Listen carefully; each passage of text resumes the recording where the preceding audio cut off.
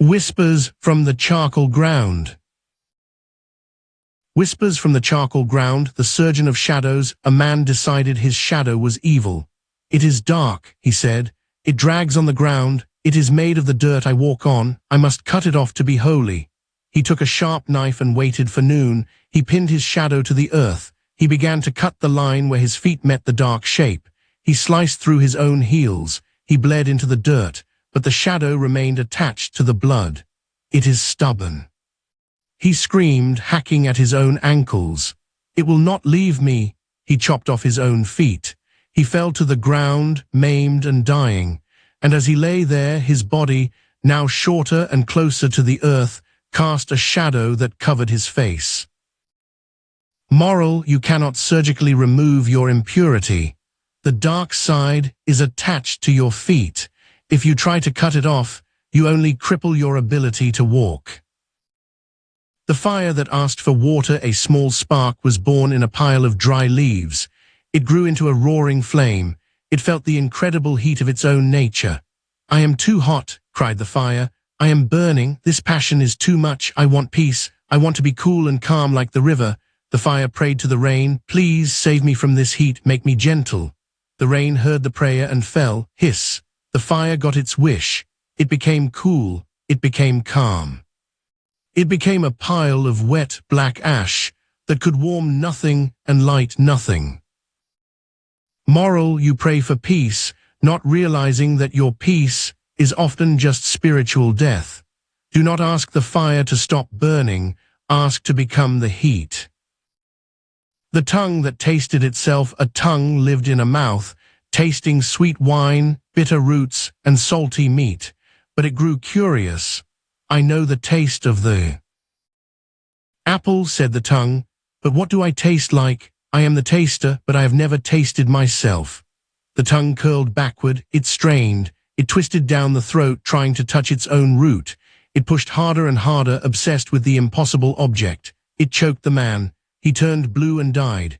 In the silence of the dead mouth, the tongue finally relaxed, lying flat and still. It realized too late that its flavor was simply the capacity to taste other things. Moral: the eye cannot see the eye. The knower cannot be the known. When the mind twists back to grasp itself, it chokes the flow of life. A ladder to the bottom, a man fell into a deep, dark pit. He was terrified. He wanted to find the bottom so he could stand up. He began to climb down. He climbed for days. He climbed for years. The pit seemed infinite. "I must build a ladder," he thought. "I will climb down faster." He built a ladder out of his own bones. He climbed down, down, down, desperate to find the solid ground where he could rest. He grew old on the ladder, hanging in the void. Then he lost his grip. "Ah!"